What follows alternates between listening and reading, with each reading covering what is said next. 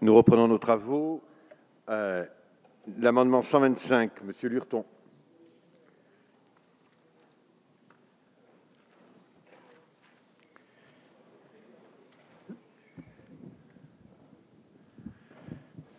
Oui, donc c'est un amendement qui vous propose de supprimer l'article 15.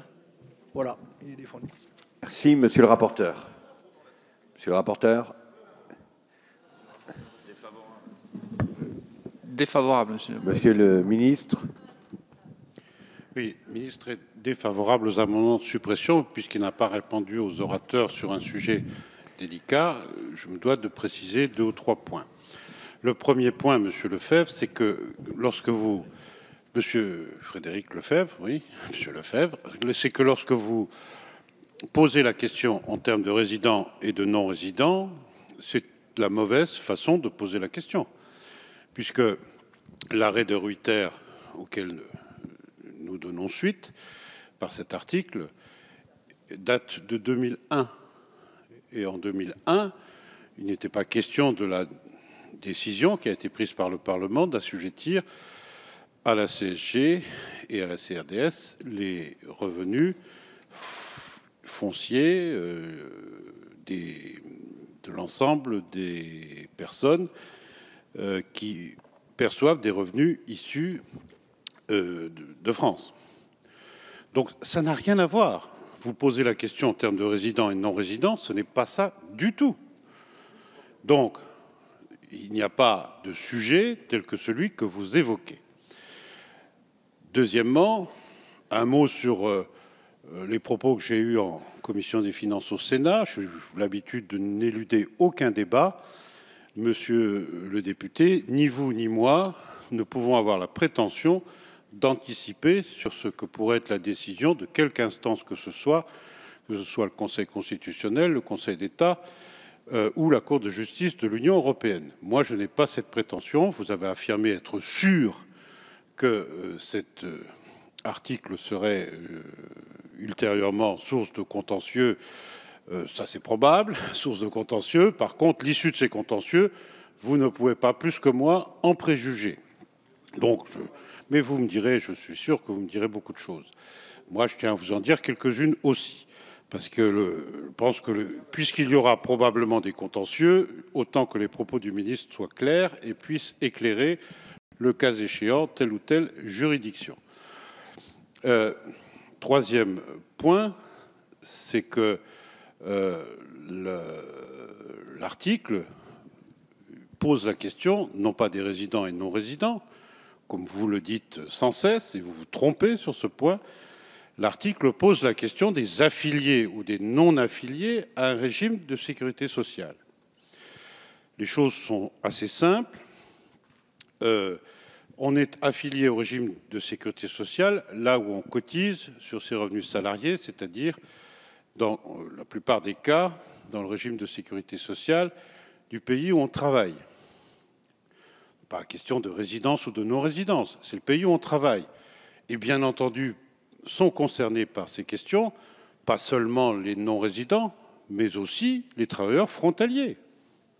Ceux qui travaillent en Belgique, ceux qui travaillent au Luxembourg, ceux qui travaillent en Suisse, ceux qui travaillent en Espagne, le cas échéant, bref. Et ne sont concernés que, et c'est très important également de le rappeler, que ceux qui sont affiliés dans un régime de sécurité sociale de l'espace économique européen, c'est-à-dire l'Union européenne plus la Norvège plus le Liechtenstein, et en plus de ceux de l'espace économique européen, les affiliés au régime suisse. C'est l'arrêt de la Cour de justice de l'Union européenne, ni plus ni moins. L'arrêt de la Cour de justice de l'Union ne concerne pas ceux qui sont affiliés dans un régime de sécurité sociale au Japon, aux États-Unis, au Canada. Ils ne sont pas concernés par l'arrêt de la Cour de justice de l'Union européenne. C'est clair et c'est net. Et d'ailleurs, parmi les contestations, ne sont contestées que les parts qui était jusque-là reversée à un régime contributif, c'est-à-dire non pas la totalité de la CSG et CRDS, mais le tout moins 2%, moins la part des 2% qui jusque-là étaient de toute façon non contributifs. Je suis désolé d'être technique, mais c'est un sujet très important. Donc le gouvernement vous propose de modifier l'affectation de ces produits à partir de l'année prochaine.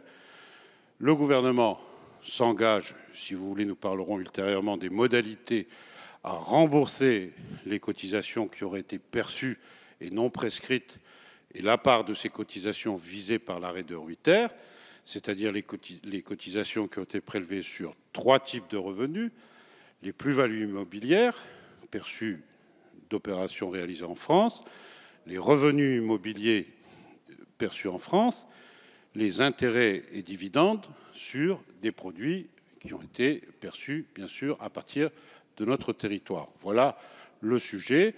Le gouvernement, évidemment, souhaite se mettre en conformité par rapport à l'arrêt dit de Ruyter, qui remonte à 2001, je le redis une nouvelle fois, pour que tout le monde soit parfaitement éclairé. Donc le gouvernement, vous l'avez compris, est défavorable à cet amendement de suppression et à tous les autres s'il y en a d'autres. Oui, il y en a un deuxième, mais il n'est pas défendu. Monsieur Lefebvre. Donc l'amendement est pour répondre au ministre, parce qu'il y a des éléments factuels qui montrent à quel point l'intervention du ministre est décalée par rapport à la réalité et pourquoi il y a une condamnation certaine. D'abord, il y a plusieurs éléments. Vous oubliez, vous vous référez à la Cour de justice de la Communauté européenne, vous avez parfaitement raison, mais moi je voudrais que nous le dépassions, puisque c'est vous-même qui m'invitiez dans cet hémicycle. Votre prédécesseur, en attente de cette décision, faisait de même, à attendre le Conseil d'État. Vous savez parfaitement qu'il y a une décision du Conseil d'État qui est venue confirmer, mais, et c'est là où toute la construction juridique que vous venez de faire, et désolé moi aussi d'être un peu technique, toute la construction juridique que vous venez de faire tombe.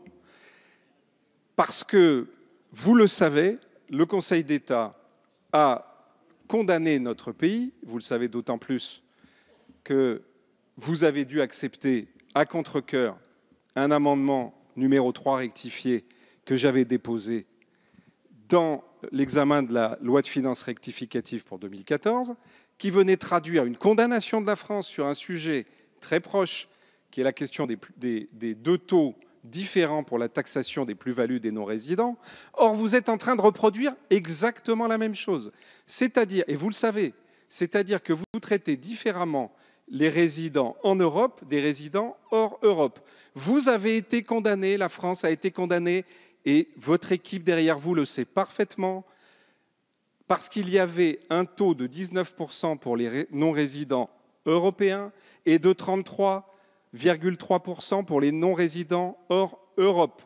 C'est contraire au principe d'égalité devant l'impôt. Je l'ai répété dans cet hémicycle à plusieurs reprises. J'ai vu votre prédécesseur, M. Cazeneuve, on a eu une réunion. Chacun a mesuré qu'il y avait un risque.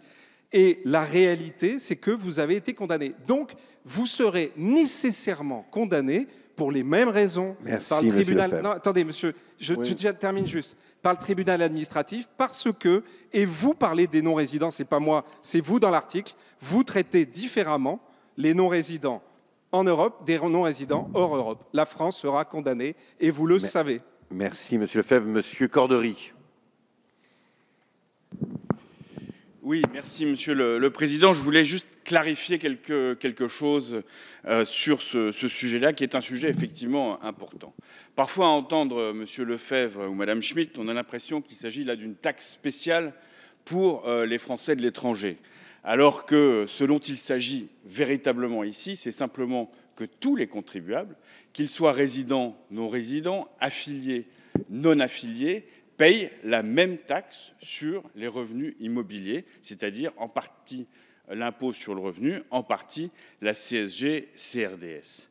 Et ce n'est qu'en cas, effectivement, de plus-value immobilière, de loyer ou de dividendes. Ce n'est pas que quand on a un appartement en France, on paye une taxe, comme parfois je l'entends sur les bancs d'en face. Alors, le véhicule a été jugé non conforme au droit européen, dont acte. Et aujourd'hui, le gouvernement a pris les mesures qu'il fallait. pour assurer le remboursement de toutes les personnes qui sont affiliées à la sécurité sociale, une autre sécurité sociale européenne. Mais je crois que personne, en tous les cas sur ce côté-ci de l'hémicycle, ne conteste le principe de l'égalité de tous devant l'impôt. Donc il y a un autre véhicule qui est proposé dans ce projet de loi de finances de la sécurité sociale. Je pense que c'est un bon véhicule parce que c'est la contribution de tous à la solidarité nationale, au Fonds de solidarité vieillesse et à la CNSA. Et je pense que toutes les personnes qui touchent un revenu sur le territoire français peuvent contribuer de cette manière-là à la solidarité nationale. Le vrai problème, mais ça on y reviendra dans le débat sur le PLF, c'est que les non-résidents sont soumis à 20% minimum au niveau de l'impôt sur le revenu. Et là, il y a une égalité de traitement. Et j'ai déposé un amendement en ce sens sur le PLF. Mais je pense que le vrai problème, il est là. Et que le problème que vous soulevez sur la CSG-CRDS est un faux problème. Merci. Le 143 n'est pas défendu. Alors nous allons voter sur le 125. Avis défavorable de la Commission et du Gouvernement. Qui est pour? Qui est contre? Il est repoussé. Le 782 est un amendement de précision de Monsieur le rapporteur. Monsieur le ministre, vous êtes d'accord? Qui est pour? Qui est contre? Adopté. Le 957 rectifié, c'est votre amendement, Monsieur le ministre, un amendement de conséquence. Oui, tout à fait, Monsieur le Président, uniquement de conséquence. Monsieur le rapporteur, vous êtes d'accord? Je mets aux voix le 957 rectifié, présenté par Monsieur le ministre. Qui est pour? Qui est contre? Adopté. Le 783 est un amendement de précision de Monsieur le rapporteur. Monsieur le ministre est d'accord? Qui est pour? Qui est contre? Adopté. Le 784, même chose, amendement de précision de Monsieur le rapporteur. Monsieur le ministre est d'accord? Qui est pour? Qui est contre? Adopté. Le rédactionnel est présenté, un rédactionnel de Monsieur le rapporteur au 785. Monsieur le ministre est d'accord? Qui est pour? Qui est contre? Adopté. Rédactionnel également de Monsieur le rapporteur au 786. Monsieur le ministre est d'accord? Qui est pour? Qui est contre? Adopté. Nous en venons à des amendements identiques. Monsieur Lefebvre, vous avez le 15 rectifié, à moins qu'il ne soit défendu. Oh non, il n'est pas défendu. Et il va l'être. Parce que Monsieur Cordery nous fait une leçon sur le principe d'égalité. Je lui demande juste de réfléchir 2 secondes. Même vu de Belgique, on peut comprendre que le fait que le gouvernement décide de traiter différemment dans les remboursements les Français qui sont en Europe des Français qui sont hors Europe, il y a un défaut d'égalité, alors même qu'il y a une jurisprudence qui vient de condamner la France par le tribunal administratif, je l'ai dit, parce que justement le gouvernement traitait différemment sur les plus-values les Français hors Europe des Français en Europe. C'est une évidence. Mais je voudrais poser la question au ministre très précisément, je reviendrai à l'occasion d'autres amendements, sur la Commission européenne qui a mis en demeure le gouvernement français dans les procédures d'infraction initiées sur les mêmes sujets par l'aide du 18 juin de produire ses observations. Un délai complémentaire expirant au 18 octobre a été accordé, mais moi je veux savoir où nous en sommes.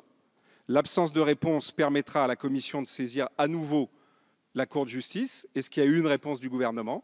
Est-ce qu'il n'y a pas eu de réponse du gouvernement? On peut supposer que ces procédures n'apporteront qu'une nouvelle condamnation de la France. Et vous savez ce qui me gêne, c'est que le gouvernement, dans cette affaire, qui n'a pas voulu écouter ce que nous lui disons depuis des mois, est en train de s'enferrer dans un dispositif où la France va être à nouveau condamnée. Mais ce qui est encore plus gênant, c'est que nos compatriotes se retrouvent dans la situation où, comme ils vont faire des recours, que ces recours vont prendre à nouveau 6 à 8 ans pour arriver au bout et une décision du Conseil d'État qui condamnera la France, le gouvernement se dit, dans ce cas-là, moi, je rentre même indûment l'argent au bénéfice, certes louable, de la sécurité sociale, et je me lave les mains de ce qui arrivera ensuite. Et ça, c'est une attitude qui n'est pas tolérable. Donc, qu'en est-il sur la Commission européenne? Merci, Monsieur Lefebvre. Madame Schmitt, le 18 rectifié. Merci, Monsieur le Président. Je voudrais compléter les propos de mon collègue Frédéric Lefebvre et revenir sur le fait que le Fonds de solidarité vieillesse et que la Caisse nationale de solidarité pour l'autonomie sont des cotisations non contributives et territorialisées. D'où ma question, Monsieur le ministre, quid des non-affiliés qui résident donc à l'étranger, et même des frontaliers, puisque vous avez évoqué cette catégorie de contribuables. Et puis, je voudrais quand même vous dire que les personnes non affiliées sont souvent des non-résidents. Dans certains pays, les systèmes de retraite sont assez précaires, les systèmes de soins également, et que les personnes, si elles ont un bien en France, qu'elles louent, soit elles l'ont acheté pour le louer, soit elles en ont hérité, c'était pour se constituer un petit capital retraite pour avoir leur retraite. Donc, c'est uniquement pour ça. Donc, c'est une grande injustice de les ponctionner de 15,5% sur ce type de revenus. Voilà, je voudrais vous dire que si en France, on baissait les retraites de 15,5%, les retraités et la population descendraient dans la rue et il ne faudrait pas profiter du fait que les non-résidents ne bloqueront pas les aéroports pour les taxer. Je vous remercie. Merci. Avant de donner la parole à M. Le Borgne, sur les amendements identiques 15 à 770, le groupe Les Républicains a exprimé une demande de scrutin public. Le scrutin est annoncé dans l'enceinte de l'Assemblée. Monsieur Le Borgne, le 687 rectifié. Oui, merci, Monsieur le Président. Le gouvernement a décidé de maintenir le prélèvement de la CSG et de la CRDS sur les revenus immobiliers des non-résidents et d'en réaffecter la recette vers des prestations sociales non contributives comme le FSV et la CNSA. Personnellement, comme député des Français de l'étranger, je regrette ce choix parce que la jurisprudence de la Cour de justice est claire. L'existence ou l'absence de contrepartie aux cotisations sociales et aux prélèvements sociaux est indifférente. Le critère pertinent ici, c'est l'affectation spécifique de la contribution au financement d'un régime de sécurité sociale. Or, la CSG et la CRDS sont déjà affectées pour une part au FSV, pour une autre part à la CNSA, et la modification de la part affectataire qui nous est proposée ne dispense pas du tout de l'obligation de se conformer au respect du principe d'unicité de législation sociale. En droit européen, et je suis désolé de contredire mon collègue et ami Dominique Lefebvre, ni la CSG ni la CRDS ne sont considérés comme des impôts. Ce sont des prélèvements sociaux qui entrent dans le champ d'application du règlement 1408/71 et du règlement 883/04. Et tant les missions du FSV que les missions de la CNSA présentent, et je cite la jurisprudence, un lien suffisamment direct et pertinent avec les régimes d'assurance maladie et d'assurance vieillesse qui sont dans le champ d'application des deux règlements, tout comme le sont également les prestations non contributives, ainsi que le rappelait d'ailleurs un rapport de la Cour des comptes qui date de 2000. Voilà, ça fait 20 ans que la France affronte l'Union européenne d'une manière ou d'une autre sur la question de la CSG et j'estime qu'il faut pouvoir en sortir. Ne rajoutons pas une probable condamnation et de fait une probable obligation de remboursement à celle que nous avons déjà du fait de l'arrêt de Reuters. C'est le sens de l'amendement que je porte. Je ne le porte pas par rejet de la taxation du capital, comme j'ai pu l'entendre parfois. Je le porte simplement en défense du principe d'unicité de législation sociale, qui est une formidable garantie de droits sociaux depuis plus de 50 ans qu'existe le droit européen de la sécurité sociale et qui, pour nous à l'étranger, pour nous Français à l'étranger, qui disposons de carrières et de vies fragmentées entre plusieurs pays et plusieurs ordres juridiques, est la source du soutien et des garanties dont nous pouvons jouir, Dieu merci, grâce à l'existence de l'Union européenne. Merci, Monsieur Le Borgne. Le 704 de Monsieur Mariani n'est pas défendu. Le 770 de Monsieur Habib non plus. Monsieur le rapporteur sur ces amendements. Mais, Monsieur le Président, le rapporteur constate que la contestation de la conformité de l'article 15 à la jurisprudence européenne ne peut être préjugée. Effectivement, elle peut être posée, mais le dispositif gouvernemental vise justement à présenter à la Commission européenne un dispositif qui ne repose pas sur des prestations contributives. Les problèmes posés par M. Lefebvre concernant les extra-territoires Union européenne sont de nature différente. Mais sur le fond, vous préjugez au fond du fait que les arguments présentés par le gouvernement ou que présentera le gouvernement à la Commission européenne seront écartés.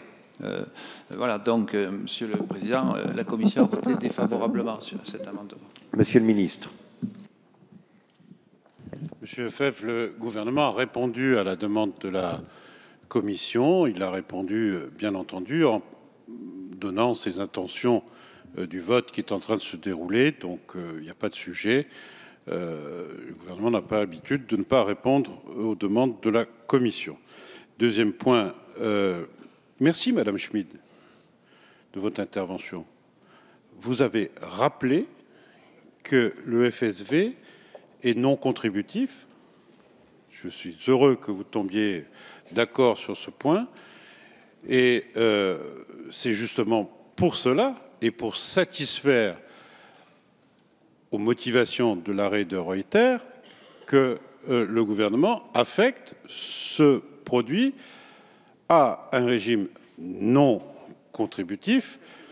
Donc, vous venez de nous dire et de reconnaître que la proposition de l'article 15 répond parfaitement à l'esprit et à la lettre à l'arrêt de Reuter. Vous référez au compte-rendu. Moi, j'ai entendu Madame Schmid qui nous a dit le FSV est non contributif. C'est effectivement pour ça que le gouvernement vous propose d'affecter les produits de cette CSG au FSV. Merci Madame Schmid. Le juge, le cas échéant, sera satisfait. Deuxièmement, vous nous avez dit qu'il y a une atteinte au principe d'égalité avant-après. Non. Après l'adoption que je souhaite de l'article 15, que va-t-il se passer? Rien.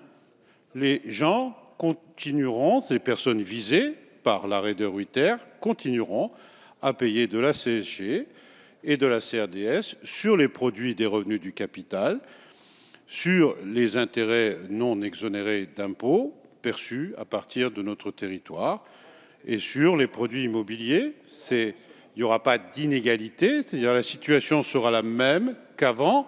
Le changement provoqué par l'article 15, c'est uniquement l'affectation de ces produits au FSV et c'est donc la mise en conformité par rapport à l'arrêt de Reuter. Donc pour ces raisons, bien entendu, le gouvernement est défavorable à l'adoption de ces amendements.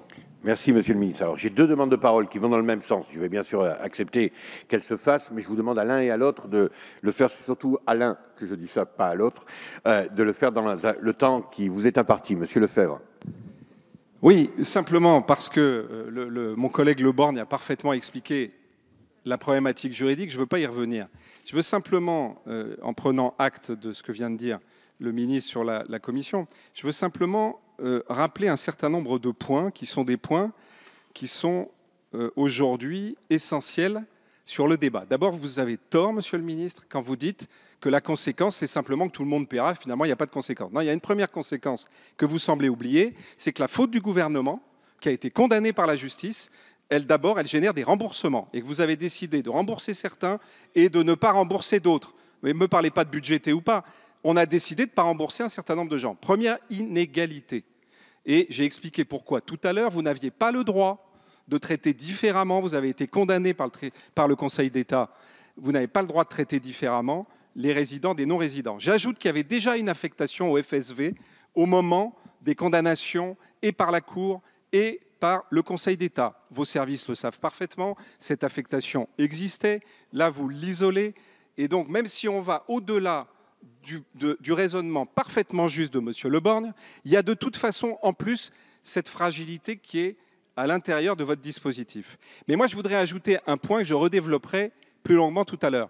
C'est que vous savez, et c'est très grave, et là je vais parler de ma circonscription, parce que dans le groupe de travail que vous avez formé, nous avions, et tous mes collègues étaient là, l'ensemble de l'administration à vos côtés.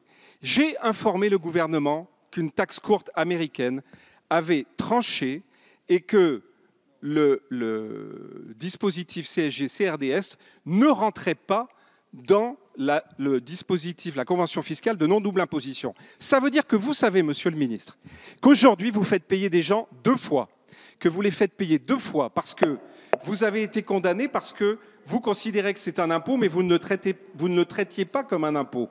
Là, on est dans une difficulté que vous connaissez, et je vous demande au minimum, et j'en termine là, je vous demande au minimum, à la suite de l'application de ce texte, de saisir les autorités américaines pour que dans la convention de non-double imposition ne perdure pas la situation où des Français, de votre faute, payent deux fois sur les mêmes revenus. 2 fois. Madame Schmitt.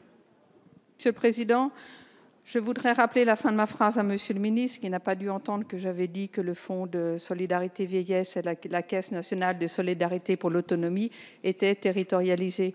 Donc, quid de ceci?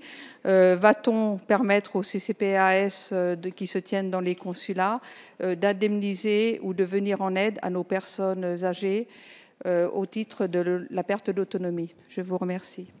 Merci. Je vous rappelle que nous sommes sur un scrutin public, une demande de scrutin public. Monsieur le ministre, vous voulez rajouter? Je le dis surtout pour Monsieur le rapporteur et Madame la Présidente. Il faut répondre aux questions qui sont soulevées. Il y a 3 points sur lesquels je voudrais répondre. Tout d'abord, Madame Schmid, merci, je vous le répète, d'avoir bien rappelé que le FSV n'était pas contributif. Territorialisation, c'est pas le sujet.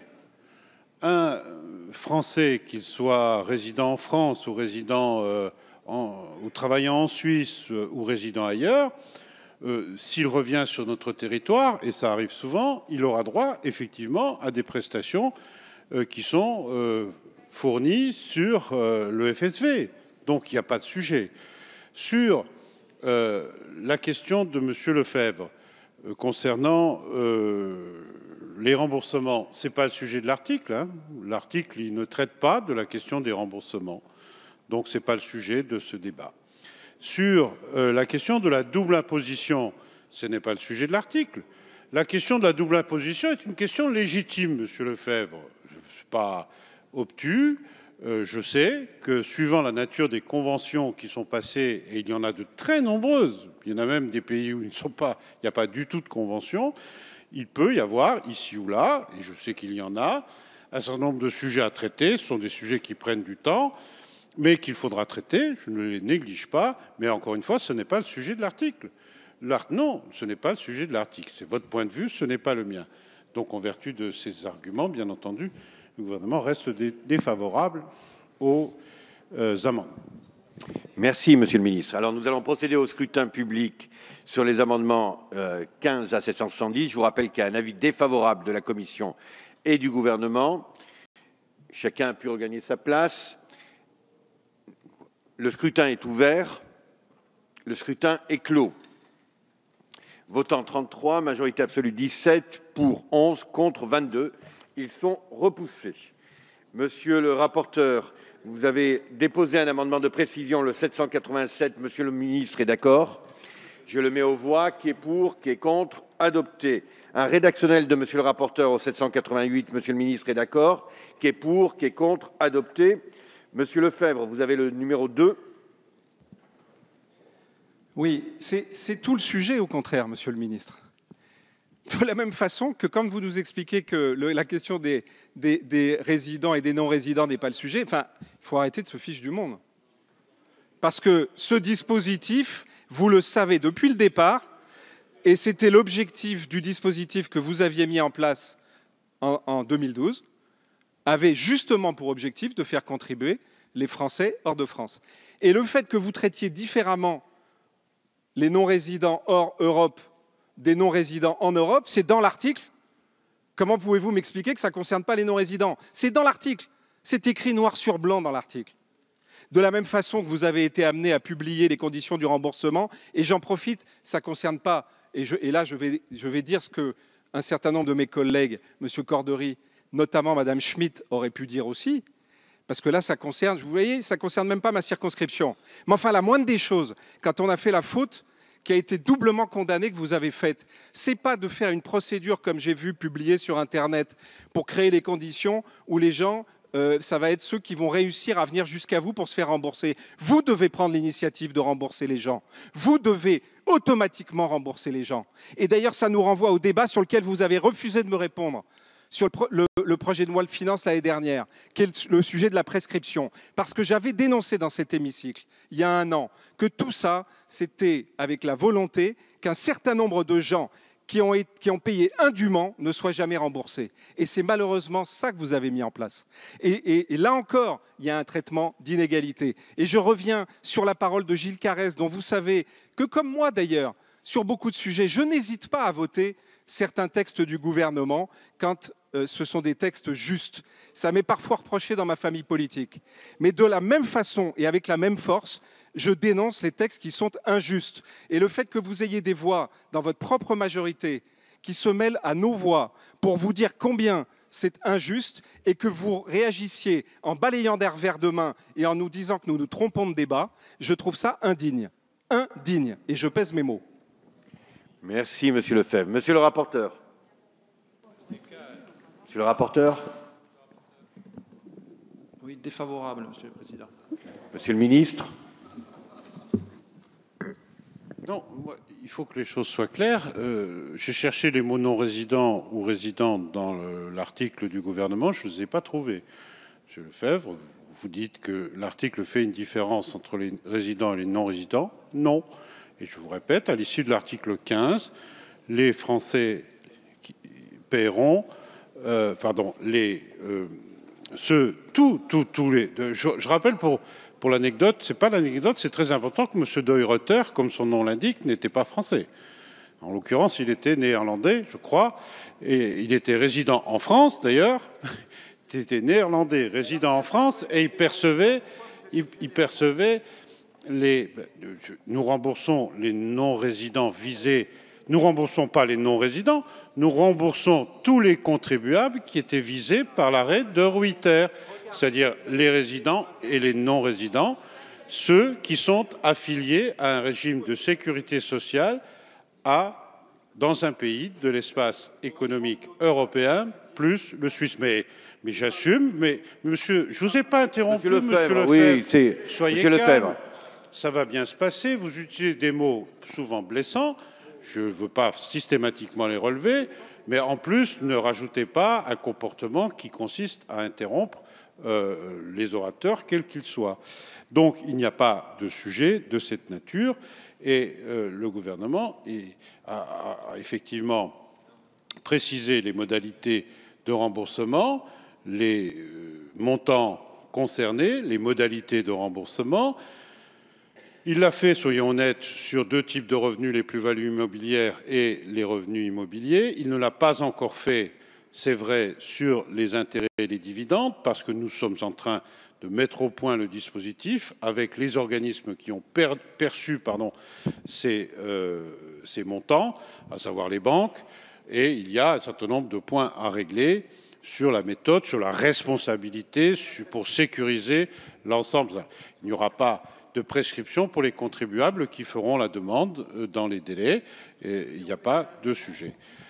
Donc, voilà la position du gouvernement. Mais, monsieur Lefebvre, moi, je prends le temps, monsieur Lefebvre, je prends le temps, et toute l'Assemblée est mobilisée, elle est là, tranquillement, pour que les choses soient très claires. Si vous voulez ajouter de la confusion au débat, en mélangeant les sujets, en interrompant les orateurs et en faisant des mouvements d'humeur, c'est votre choix. Ce n'est pas le choix du gouvernement, qui sait parfaitement que ce sujet qui concerne plusieurs centaines de millions d'euros, que ce sujet qui concerne quelques milliers, voire plus, enfin plus de 10 000, probablement même quelques centaines de milliers de contribuables, puisqu'il y a non seulement les non-résidents qui vous sont chers, mais il y a aussi, je répète, tous ceux qui sont affiliés dans un régime de sécurité sociale de l'Union européenne plus la Suisse.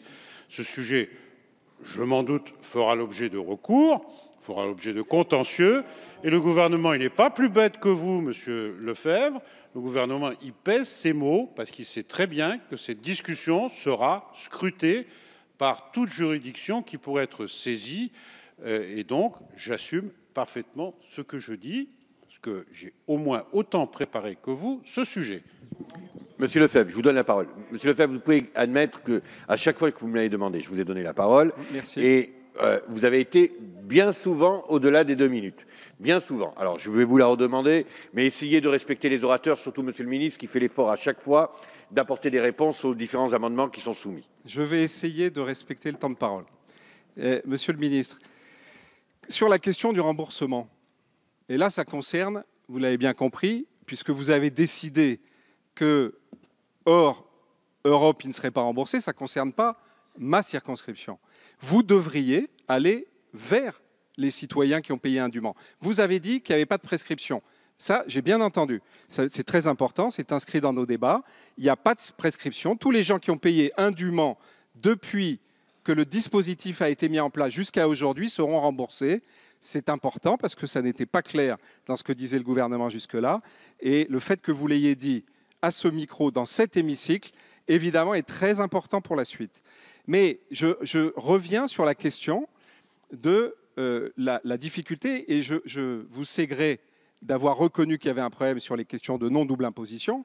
Je vais juste vous lire un témoignage d'un non-résident.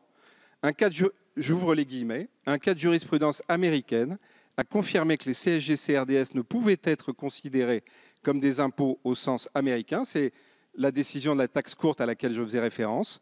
Du coup, reprend ce Français, ma comptable a décidé de ne plus prendre en compte que l'IR dans le calcul des impôts français au sens américain. Conséquent, je me suis retrouvé avec un IR théorique américain supérieur avec mon IR payé en France. Selon mes estimations, le montant que je paierai en 2015 sera donc encore beaucoup plus élevé. C'est un cas typique. Il y a plus de 2500 Français qui aujourd'hui se sont signalés dans ma circonscription, qui envisagent de poursuivre notre pays parce qu'ils se retrouvent dans la situation où seule la France considère, puisque ni l'Europe, ni les tribunaux aux États-Unis, mais moi je parle de ma circonscription, vous avez très justement dit qu'il y a des conventions de non-double imposition avec beaucoup de pays dans le monde, des citoyens se retrouvent, et le gouvernement le sait, et le maintient malgré tout dans la situation de payer deux fois. Et donc je souhaite que le gouvernement s'engage à mener des négociations, notamment en l'occurrence avec les États-Unis et avec le Canada, pour que ces Français ne payent pas deux fois. Merci, Monsieur Lefebvre. Monsieur le ministre. Monsieur Lefebvre, moi je répondrai poliment à toutes vos questions. Je n'ai pas à recevoir d'injonction. Je crois même que c'est un principe constitutionnel. Donc, le communiqué de la DGFiP qui précise les modalités de remboursement ne dit pas qu'il y aura des traitements différents entre les résidents et les non-résidents. Simplement, il dit que pour les résidents, il s'adresse à tel endroit, et pour les non-résidents, il s'adresse évidemment à la, je ne sais plus comment ça s'appelle, la DRESG, la DRESG. Voilà. Non, il dit que l'interlocuteur n'est pas le même, Monsieur Lefebvre. C'est tout. Mais Monsieur Lefebvre. Mais oh là là. Non, Monsieur Lefebvre. Mais ceux qui sont hors d'Europe, ils ne sont pas concernés, Monsieur Lefebvre, puisqu'ils ne sont pas concernés par l'arrêt de Ruyter. Ils ne sont pas concernés par l'arrêt de Ruyter. Pas rembourser des gens dont aucune juridiction ne nous a dit qu'il fallait les rembourser. Mais non, le Conseil d'État, il n'a pas dit ça. Monsieur Lefebvre. Bon, enfin, il est terrible. Hein. Donc voilà, il était bon que ce soit précisé. Donc avis défavorable. Merci. Je vais donc mettre aux voix l'amendement numéro 2 de Monsieur Lefebvre, avis défavorable de la Commission et du Gouvernement. Qui est pour? Qui est contre? Il est repoussé. Le 789 est un rédactionnel de Monsieur le rapporteur. Monsieur le ministre est d'accord. Je le mets aux voix. Qui est pour? Qui est contre? Il est adopté. Le 810 n'est pas défendu. Le 790 est un amendement de précision de Monsieur le rapporteur. Monsieur le ministre est d'accord. Qui est pour? Qui est contre? Il est adopté. Nous en venons aux articles additionnels. D'abord, amendement pouvant donner lieu à une discussion identique. Ah oui, j'ai oublié de mettre aux voix l'article 15. Qui est pour? Qui est contre? Adopté. Article additionnel, donc.